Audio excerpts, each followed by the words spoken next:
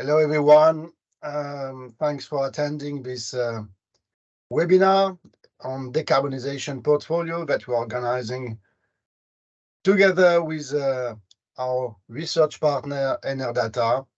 And we are very welcoming our research sponsors, BNP Paribas, that will be represented by Véronique. My name is Stéphane Voisin. I'm heading the Sustainable Finance research stream at Institut Louis Bachelier.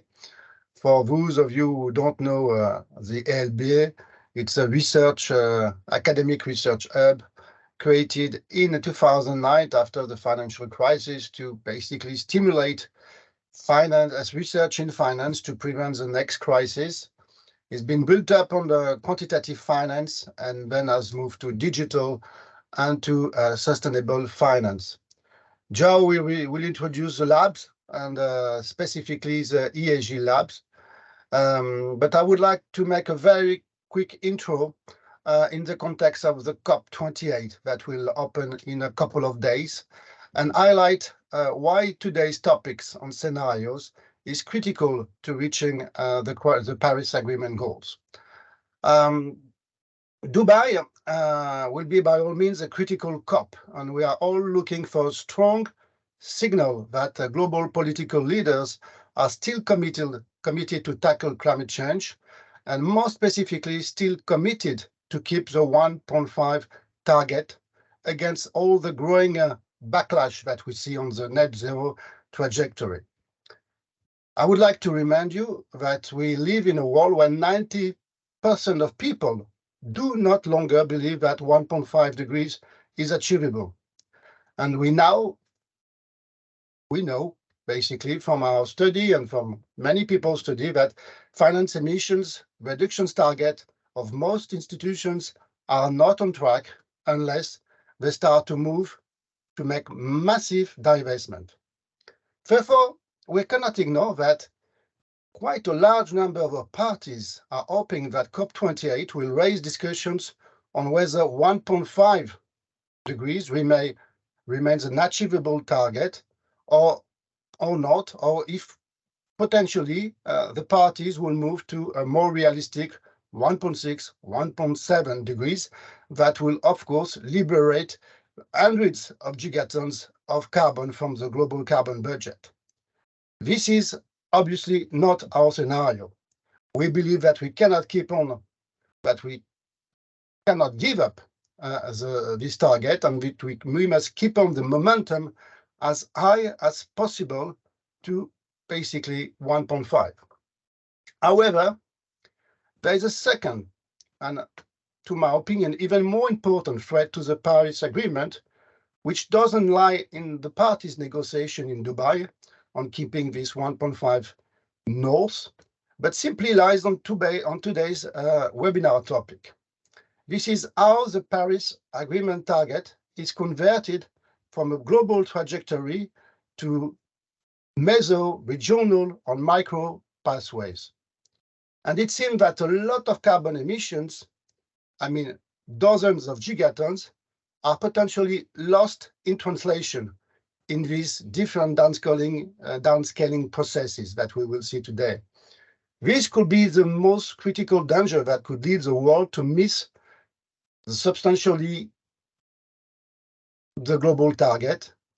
Early this year, the UN Environmental Programme posted a statement that potentially there was no credible pathway to 1.5 in place around, mostly because the scenario used were not relevant to the businesses, not adapted to the regions, not credible beyond 2030.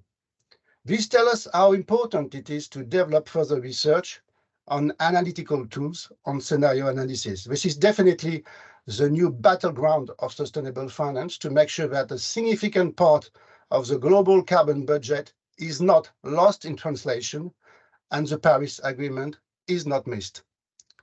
Joe, I'll leave you on this with today's topic. The floor is yours. Thank you very much, Stéphane. Thank you for that very interesting introduction. So today we'll have three main speakers.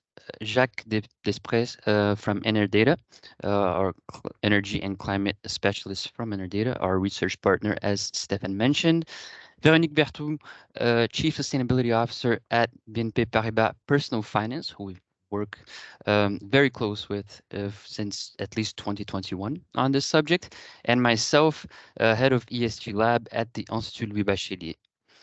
So throughout this presentation, please don't hesitate to post your questions on the chat. We cannot guarantee that they will all be answered at the end of the presentation. We have a discussion, an open discussion. But if your question is not answered, we will get back to you over email.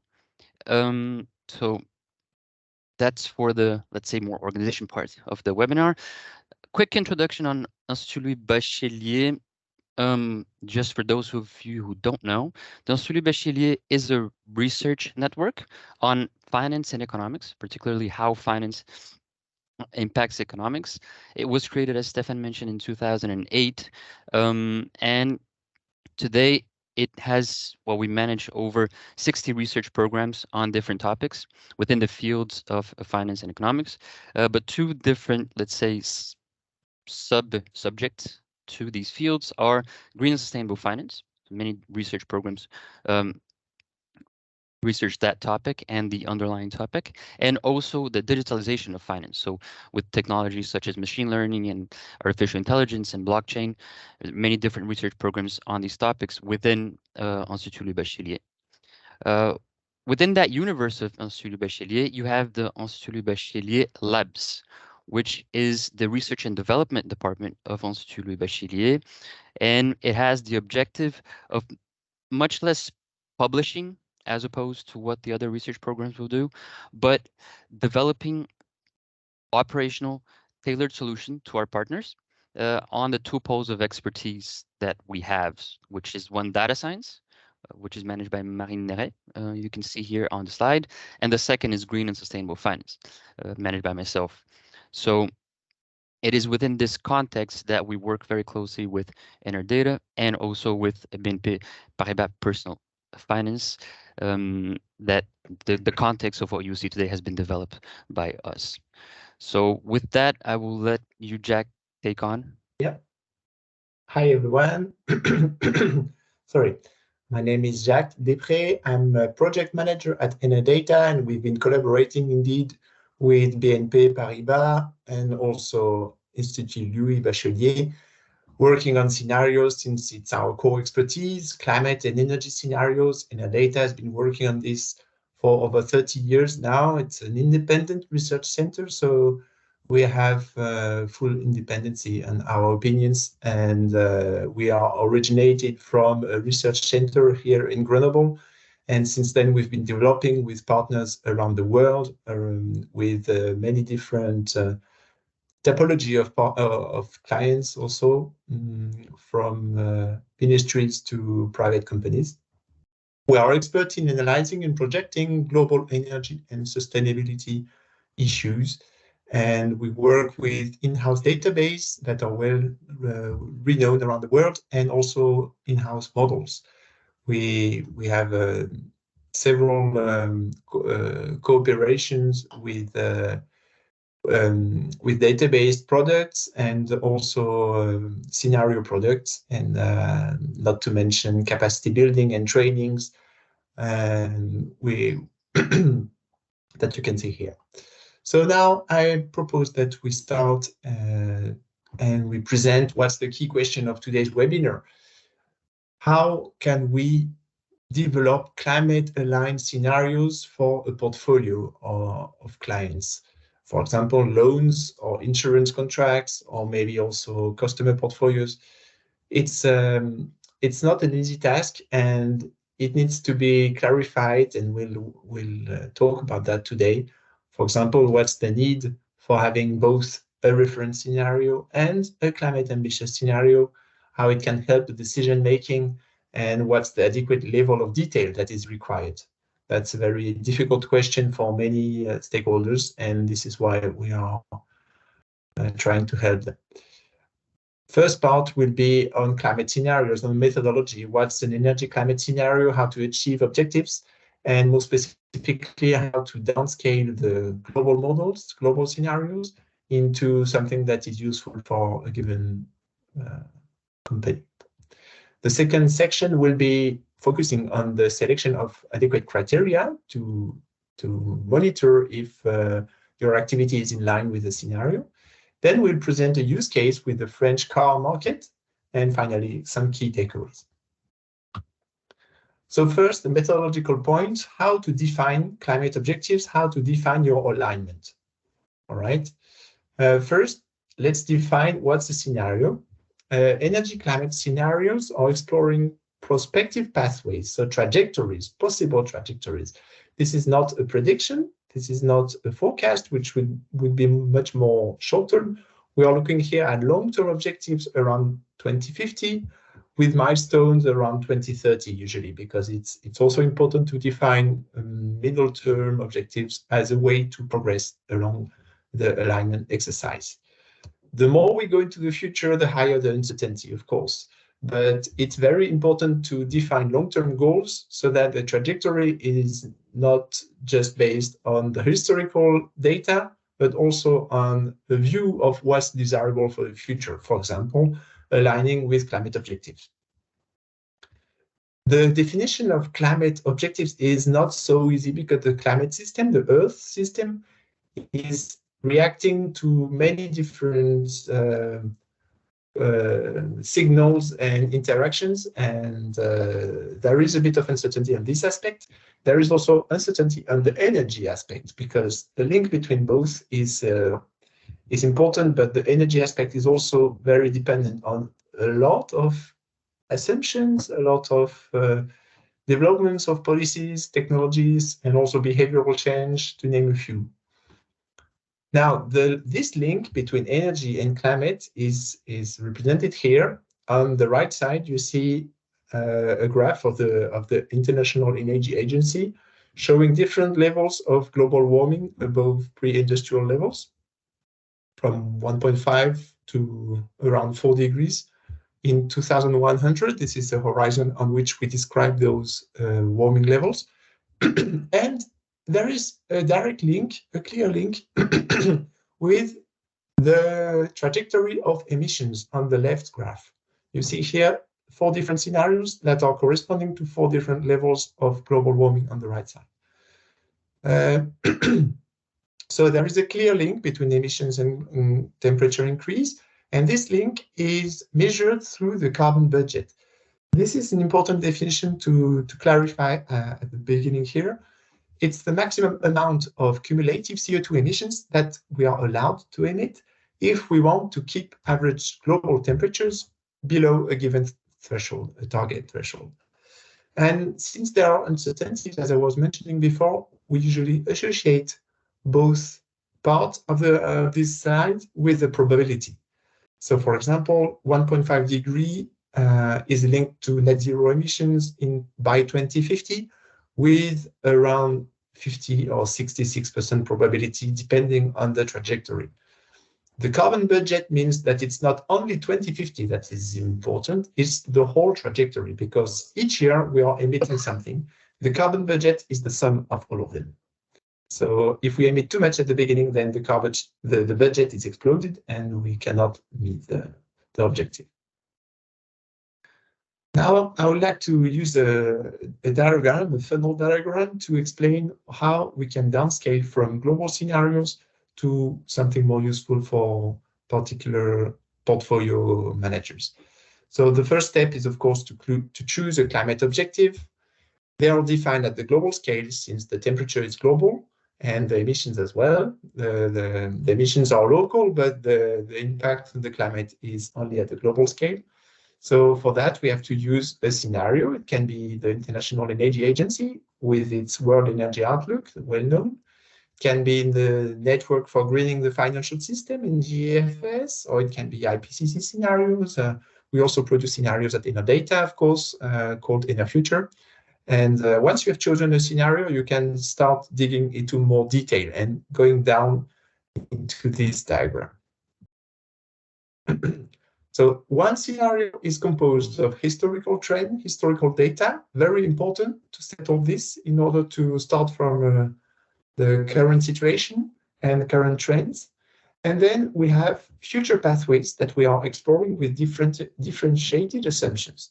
For example, for the ENA future outlook that we produce at ENA Data, we have three different scenarios with different perspectives. One is the continuation of policies and trends as of now. One is achievement of pledges, which we call ENA Blue, a bit more ambitious, around 2.5-degree global warming. And one is below 2-degree scenario. So for this one, we increase the ambition even more to get to something aligned with Paris Agreement. Those scenarios are showing a lot of diversity within countries. For example, here I'm showing the French and the Polish electricity emission intensity. So how much CO2 is emitted per unit of electricity. The starting situation is very different for both countries, and the evolution is also very different. So it's important to take into account the specificities of your market to define your objectives. There is also diversity among sectors because, for example, here, the most updated graph of the International Energy Agency shows what's the speed, what's the trajectory for each sector in its decarbonization pathway. Electricity emissions are the highest sector as of now, but they are the ones that are going to decrease the faster because they are easier to decarbonize. The emissions of industry are much more smooth, flat, because it takes more time to change the installations, industrial installations, etc. Each sector has its own dynamics, so the sector you're working on is going to have its specific speed of decarbonization. Once you want to use a portfolio climate alignment methodology, you have to dig into the sectoral detail. There is also a different perspective possible between different set of assumptions. So on the right side, I show different ways of reaching one objective. This is the French publication Transition 2050 from the ADEME, Ecological Transition Agency. They have set 4 different scenarios that are all reaching net zero by 2050, but with different storylines. The first bar on the left is 2015, historical point. And then we have 4 bars representing the 4 different mix of technologies or behavioral change that allow reaching around zero emissions, net zero, in 2050. So one, for example, is called frugal generation, and one is called green technology, so quite different perspective, or even restoration gamble, using lots of CCS. So for most portfolios, a high degree of sectoral and geographical granularity is important, and the choice of the trajectory is also quite important. So this depends on the storyline that you want to adopt. There is a bit of flexibility here to choose solution A or solution B. Now, this is what we represent here at this second stage of the rocket, let's say. The carbon budget has to go from the global perspective to the regional, national perspective, and look at specific country, specific sector, specific trajectory. We can use for that national scenarios, for example, or we can use global scenarios when they are detailed enough. Here, the graph I show is from in our future scenarios. We have the country detail, so we can look at one sector in one country and look at the emissions of the sector. So this is the next step for looking at greater accuracy and granularity. Of course, not all sectors and countries change at the same pace. How to downscale further, how to get more detail and represent in the scenario your drivers of decarbonization, your levers, your options for change. So for this, we usually need additional insight to give a better level of detail. So we developed the ENA-MET model, which is a more bottom-up model describing the technologies, the demand in much more detail, and this helps in representing each and every component lever of decarbonization. In this graph, you see at the center what's the transport sector emissions. And all the arrows indicate different interacting parameters that we can take into account with this type of very bottom-up modeling. For example, on the left, you see demand for mobility will be impacted by remote work, by carpooling. The modal shift is also very important to track what's the share of public transport. The occupancy rate of the vehicles, being buses or cars or trains, is also important because it will impact what are the actual emissions, given one demand for mobility and one share of a model choice. Then we have the energy efficiency of the technology, of course, going to impact the emissions. And what's the fuel used? If it's electric cars, it's going to depend on the electricity intensity. But if it's oil being diesel or gasoline, it's going to be a different emission factor. So all of those are combined so that we can go into a sectoral decarbonization pathway. And this is what we want to highlight today. For a good analysis of the specificities of the portfolio, we need to detail the drivers and go into detailed modeling. Now I'm going to leave the floor to João to talk about the criteria selection. Thank you very much, Jacques, for this first part of our webinar. So now that we've looked at how these scenarios are built and how to downscale them, and particularly why it's important, I'll talk a little bit about the main criteria and the main assumptions and how to make these assumptions with the perspective of later on developing a climate alignment exercise. So the first step is to define the reference metric that will be used in the alignment exercise. And that's a metric that needs to be available, obviously, in the scenarios, and also that you can measure in the portfolio. And for when we treat highly emissive sectors, there are two main types of metrics that we can use, and that you can see here on the slide. So the first is the physical intensity metric, which is grams of CO2 per unit of economic activity. And when we talk about the automobile sector, the unit of economic activity is the number of kilometers traveled by each vehicle.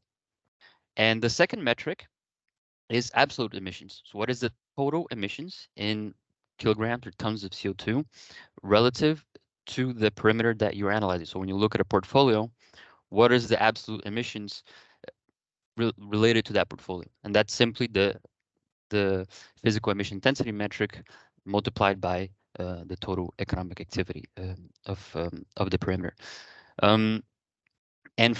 So when we look a little bit deeper into each of these metrics, we obviously have advantages and disadvantages to each one. So how do we choose them? So when we look at the physical intensity metric, it's a metric that's widely used, at least for the highly emissive sectors, that's available in widely used scenarios, such as the IEA's net zero scenario.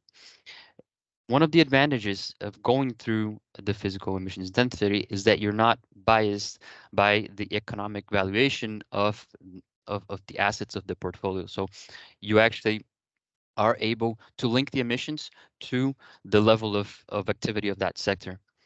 It's also a metric that's widely used on alignment methods, such as the sectoral decarbonization approach, the SDA. That's a very, very good advantage.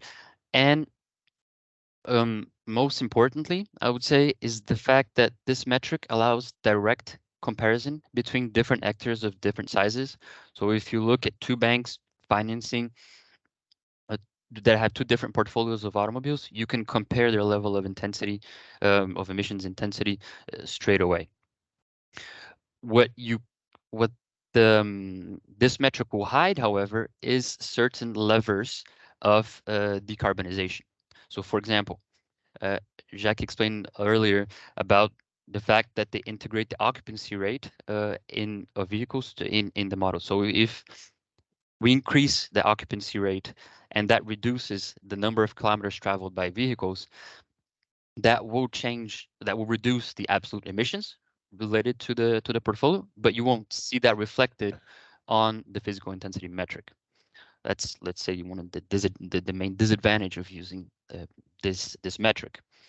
And when we compare that to the absolute emission metric, it is also a metric that's obviously available in widely used scenarios.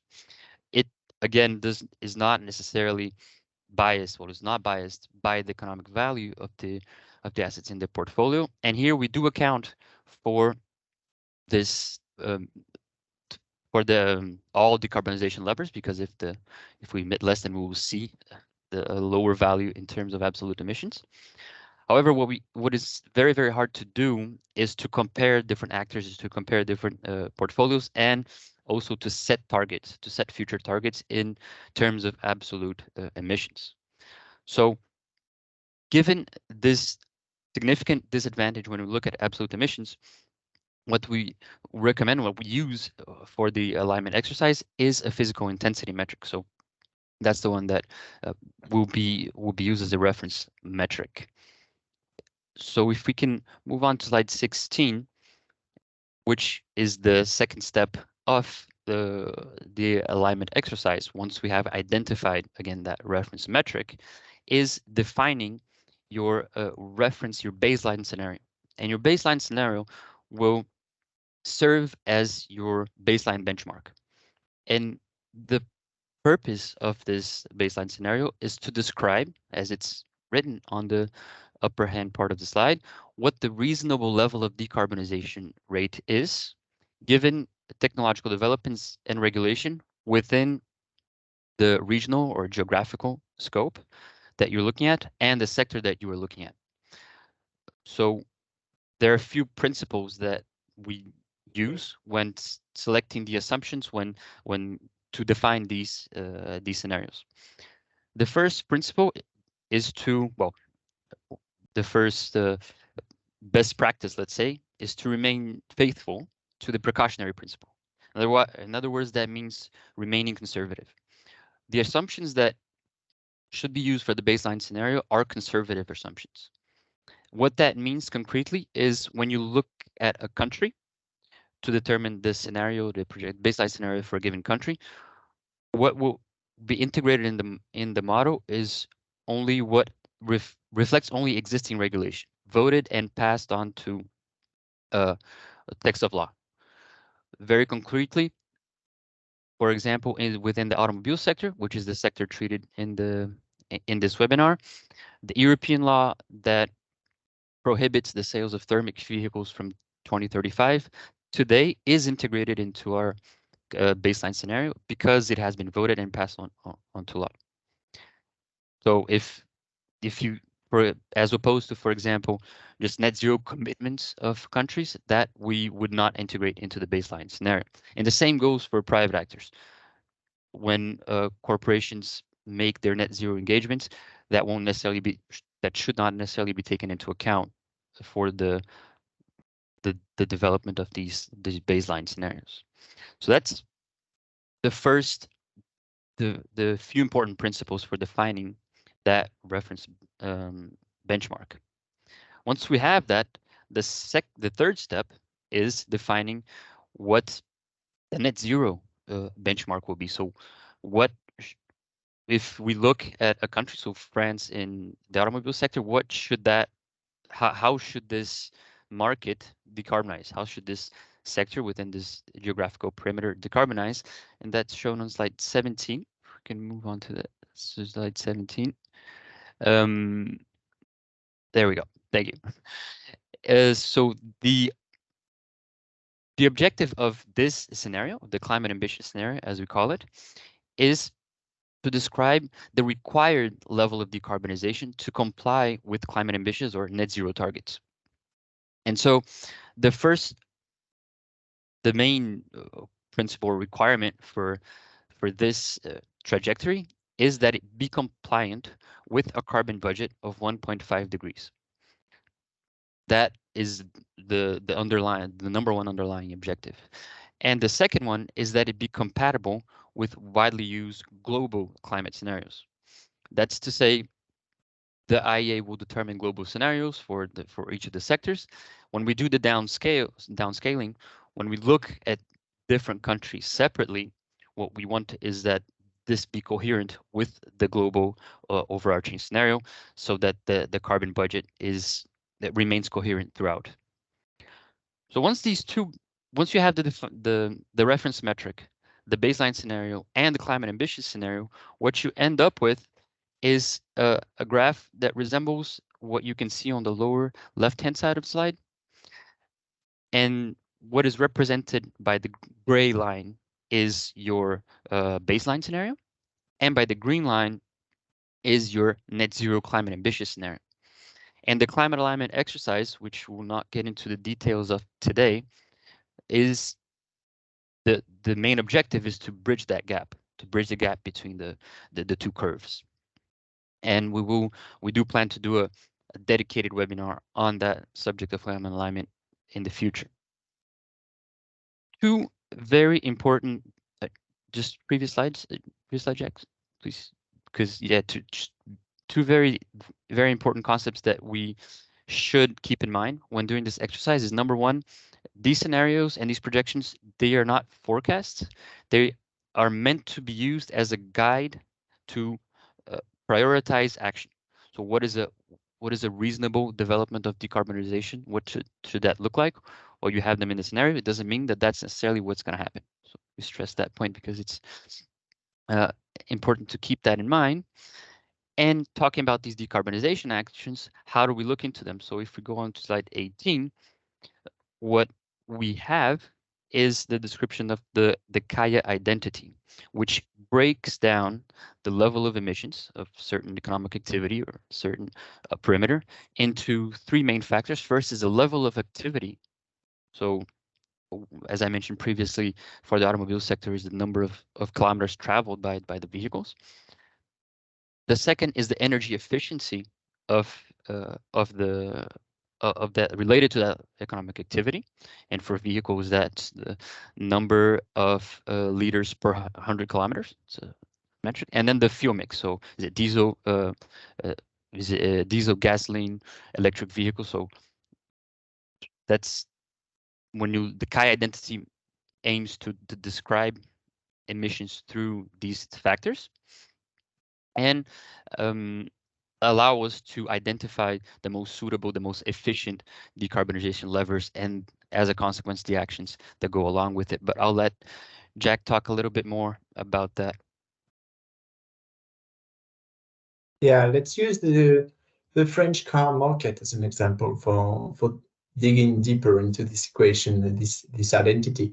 So we can adapt it to every sector, looking at the specific levers of a given sector. Here for the transport sector, the CO2 emitted are the combination of, here we identify 5 factors, 5 main drivers, which we are combining in the dedicated model. The first one is transport demand. The second one is the share of each transport mode, for example, cycling or collective transport. Then we have the load factor of each vehicle, the occupancy rate, depending on the car sharing practices and the carpooling as well. Not necessarily going in the same way actually, but they impact the occupancy rate. Then we combine this with the energy efficiency of the vehicles. The more efficient motors can allow a smaller CO2 emission in the end, and the smaller vehicles as well. But when you increase the size of vehicles, you end up with more emissions usually, everything else being equal. And finally, the carbon intensity of energy. So this means what's the fuel that you use. If you're using green electricity, or if you're using very polluting, very emissive electricity, or even if you're using biofuels, or if you're using diesel, you have different emissions in the end. So this type of equation is very useful to look at the specific drivers that one portfolio manager can project or wants to work with. If we take again the example of this graph of ENAMED simplified visualization, we are here looking at each driver. So for example, the total demand here is projected to 2030 and 2050 as the line on the top of the left graph. The share of road versus rail is shown here. And on the middle table, you see what's the assumption for occupancy rate of vehicles, of cars.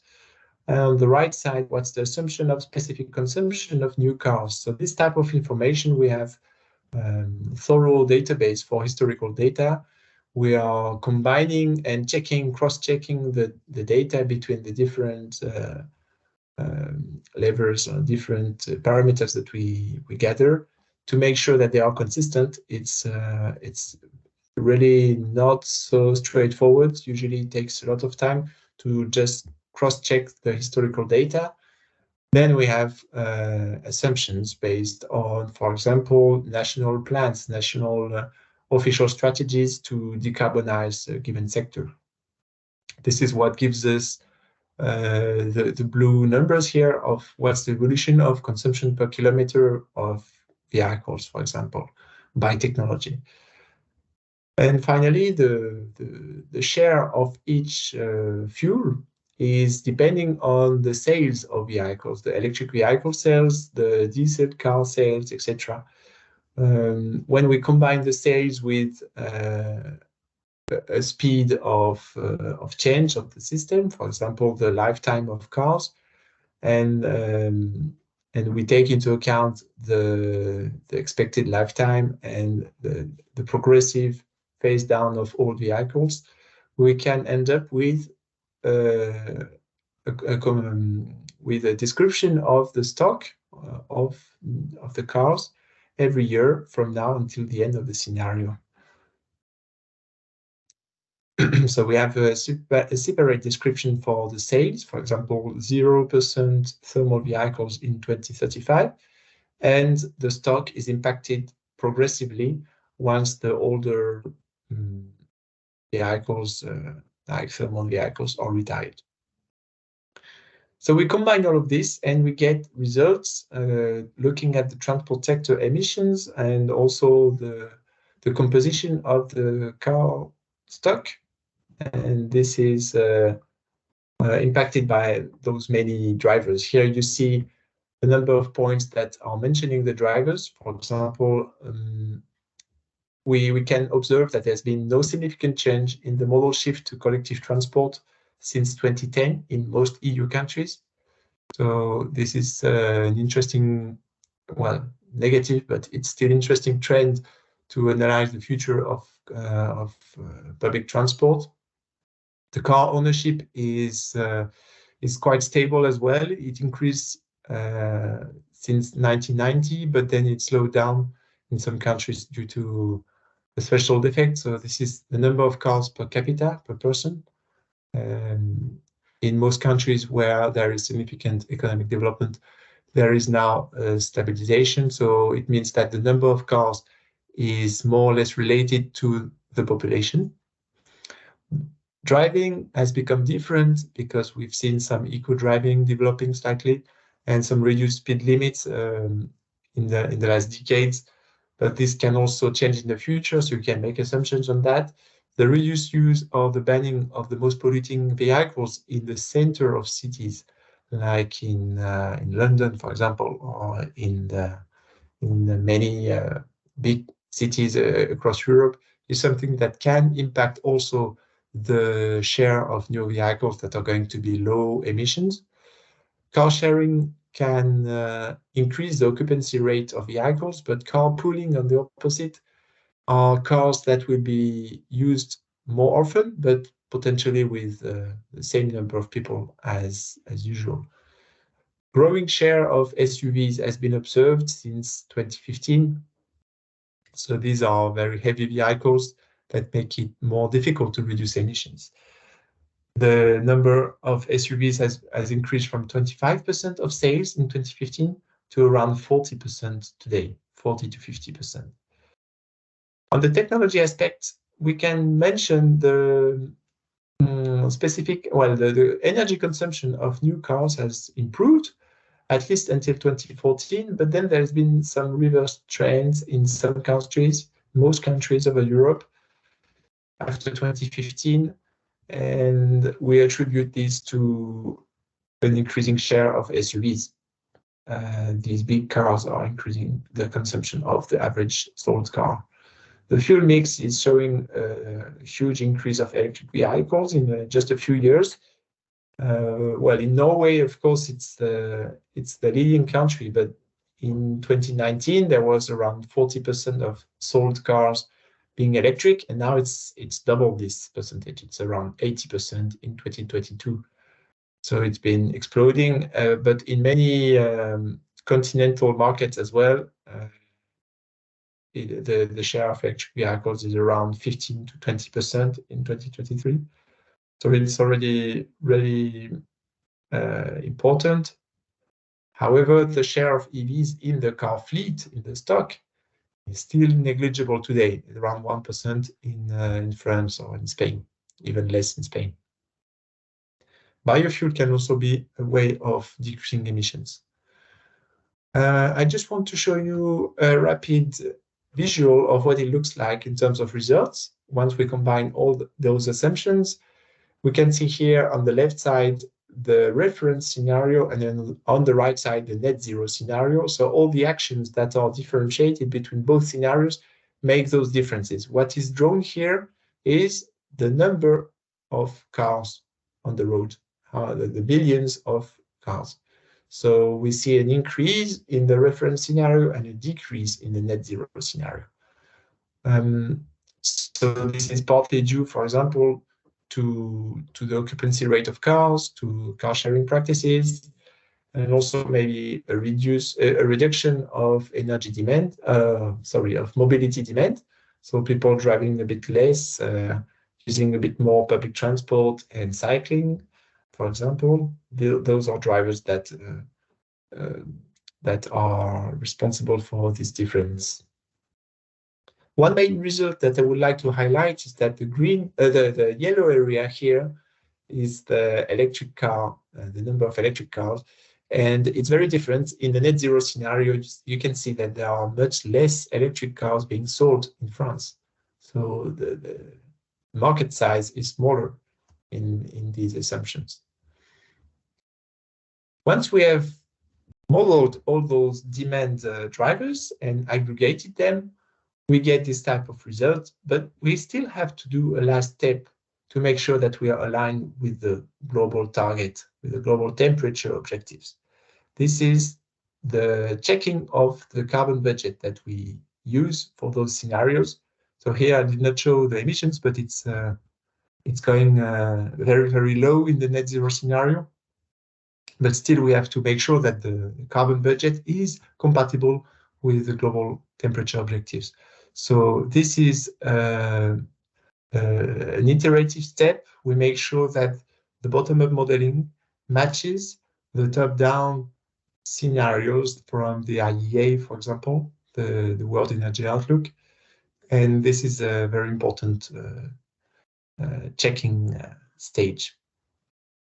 If there is still a difference, if the carbon budget of this scenario is not online, if it's too high, we have to increase the levers. We have to go further in the ambition of the several decarbonization options until we reach something very close. And this is when we can declare that we've modeled in a very high level of detail a net zero scenario. To conclude and to summarize, I would like to highlight 3 points. First, let's remember that energy climate scenarios are the foundation for establishing sectoral decarbonization targets.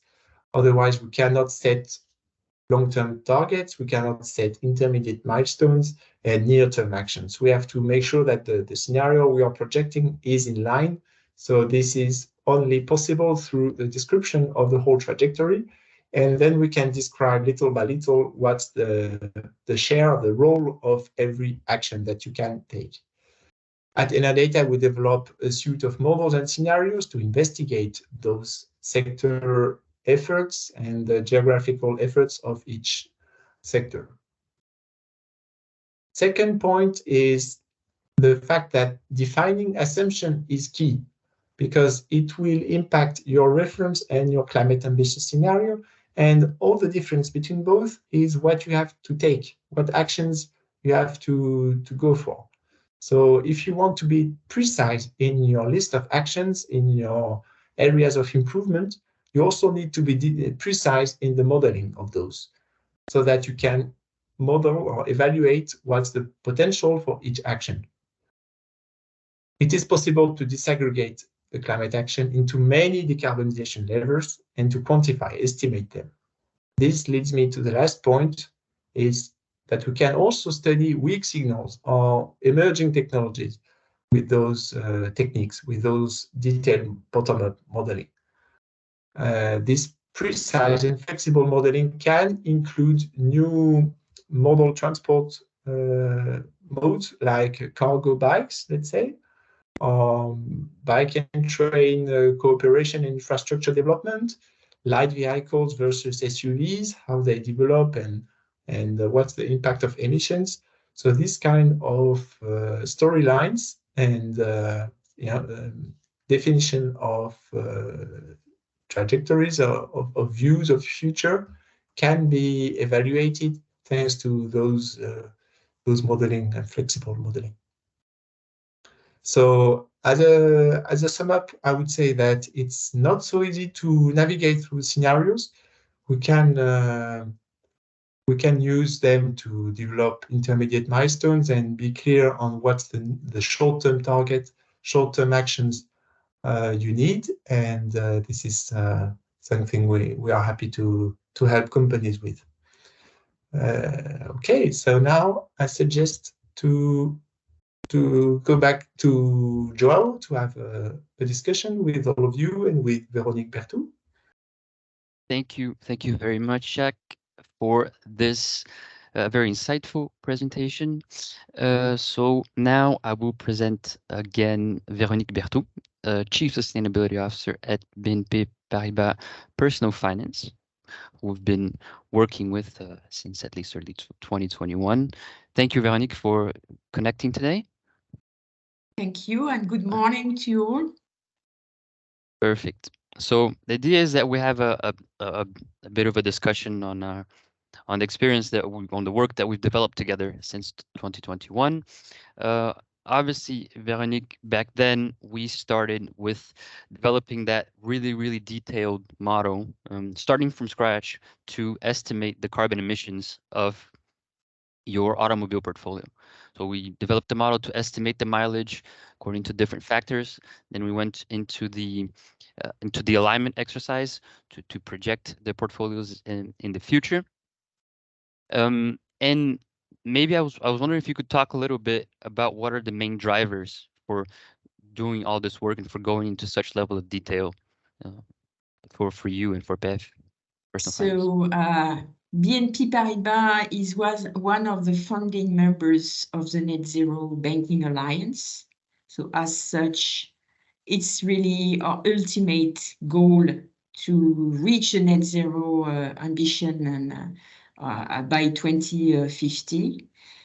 Automotive, we all know, is a very emissive sector and was one of the three sectors on which BNP Paribas published the climate report in 2022, not including our own financing, because at Personal Finance, we finance individuals, and half of our balance sheet is financing automotive. So it was like no decision for us to say it's critical for us to be able, one, to assess the carbon emission of our automotive portfolio, and two, to have a look on these net zero scenarios. And it was also important to have this in mind, because we finance a third of our financing is second-hand car, not only new car. And there was this idea that we don't have to do anything because the market, through regulations, as you mentioned, João, will do the job with EV vehicles going on. And we've just seen on the French portfolio that is not enough to reach the net zero scenarios. And last but not least, and it was very important, we needed also to have experts around us to help us to design deeply what it means for our business, how it will be translated in our business. And we run, by the way, we run training session with people from countries to learn about what is it, why we do scenarios and what it is important, how we do it. So that's the main reason why we did all this work, really critical for our business. Indeed. Maybe you can help us understand how you use those scenarios. What are the big stakes for BNP Paribas of having those scenarios? What are they used for, I would say? Okay, so what, once again, we finance individuals, and we know that financing individuals, the mobility issues in each country are not the same. So we need to stick to the reality of our customers, or of consumers. It's not possible for us to design a perfect trajectory that doesn't fit the needs of the people. As you say, the model shift, and so far now we don't have, for EV drivers, for example, we don't have really always the alternative to a car driving solution. So we need to stick to the reality of each country. If the average age of the car fleet in Europe is 10 years, which means, by the way, that it won't become full electric from a day to another, the difference are very important from a country to another. It's 10 in France, but it's 13 in Spain, and it's even 15 in Poland, where both countries where we operate as well in France. So for us, it was really to better accompany the transition on each and every customers in their dedicated countries, and designing actions that fits the reality of each market, which is not the same. We have done the exercise not only for France, but now for 6 countries, Spain, Italy, Belgium, the Netherlands, and Portugal. And we are going to do it for Germany, the UK, and Austria. And we can see the difference around the 6 countries we've done already, that it's not the same when you're in France and in Spain, and we need to set the actions that are really adapted, adjusted to each market, not to be only financing, really design actions that help most people to access a greener mobility, not only having people driving big SUV, electric SUV that won't solve the solution, which is also something critical for us concretely. It's very critical because big SUV cost a lot, so it's big financing. But smaller car, which is critical, and you've demonstrated through the scenarios, is really something we should go for. And good news, it goes also for a just transition. I mean, a transition for most people, which is also a raison d'être, promoting access to more sustainable and responsible consumption, which is really the idea behind. Yeah, I really like that concept that you mentioned, you insist on every time, which is that the market will not do everything on its own. We cannot just depend on regulation. I think that's very interesting, and that is big part of the motivation for doing the work that we do together. And also making it operational. How can we find the adequate actions to actually decarbonize the portfolio? So given where BNP Personal Finance is today, Veronique, what would you say are the next steps for you in this pursuit of achieving this ambitious climate objective? So now we have developed a business intelligence, a BI tool for each market, for each portfolio, which allows operational people to have a look on their own positioning of their portfolio and on the compared to the market with a reference scenario and the perfect net zero scenarios. So very first step through this BI scenario, through this BI tool, is to allow all the operational people to take ownership of this calculation, of those assessments, to understand, to deep dive, understand where they should work, have a breakdown of their starting point, but also understand where to go to meet medium-term scenario. That's clear. That's for operational people. When you speak about 2050, it's a big, long time ahead. Operational people, they want actions that could have an effect in 2025, in 2030. So we are going to run the calculation at least once a year. The objective is to be very soon at a quarterly basis, which means a lot of data, by the way, that we'll have to compute. So we'll have, as I said, we have already 6 markets done. We'll have 3 more. We'll have an overall coverage of our portfolio quite high, still 1 big country probably to add. And then we'll go also to the aggregated view for all PF, starting with this very specific, adjusted to the market, in order to be the most operational as possible. That's critical for it. It's not calculation for calculation. It's calculation to make people act and really reach those net zero scenarios. I understand that we are almost at the end of the webinar. No time for questions. Yes. Well, thank you. Thank you very much, Veronique, for coming once again, for giving a little bit of the testimony of what we've experienced throughout this work together. Thank you so much, Jack, for the detailed presentation. Maybe if you can just share the slide with our contact information, just so the participants can have a last look in case they want to get in touch with us after the webinar. Again, if we do have questions, please do not hesitate to reach out to us over email. We'll happy respond to you if you have any questions on the content of what was presented. If you ask any questions how to potentially integrate these methods into the management of your own portfolio, we'll be happy to discuss. Thank you, everyone, and have a good day.